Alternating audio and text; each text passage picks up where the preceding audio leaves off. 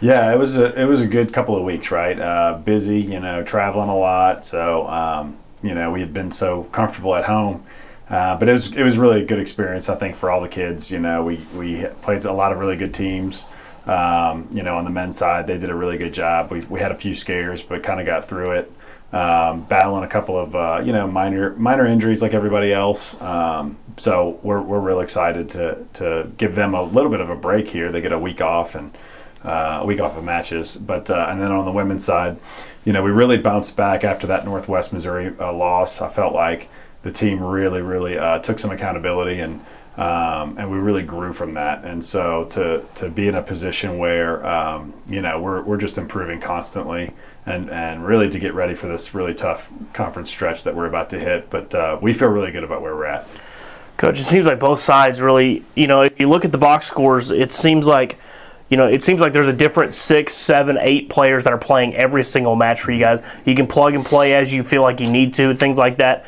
There's no real consistency, but that's also not necessarily a bad thing. It's really the depth. Mm-hmm. Kind of talk about the depth from both sides. They've really shown up really in the last few weeks. Yeah, for sure. I mean, it's important that you have all your players ready to go, and most of my teams in the past have been built this way. I would say we haven't been recently built this way where we had a ton of depth. But we have a lot of youth, right? So in some cases, it's just managing the moments and making sure everybody stays healthy, and then getting some time in for people who we want to make sure that they're ready to go in case something happens. So we feel really blessed, and like I said, it's been a really challenging non-conference schedule, but we love it that way, and it prepares us for the league, which is obviously very difficult.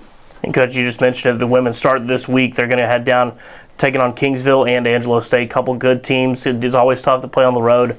Just talk about kind of the LSC picture as a whole. What are you guys looking for as you make that step into the LSC play now? Yeah, so I mean, on the women's side, you're going to have 7 or 8 teams that are constantly in the top 40, and so really challenging. Only 6 make the tournament this year for the LSC, so every match is going to have big value.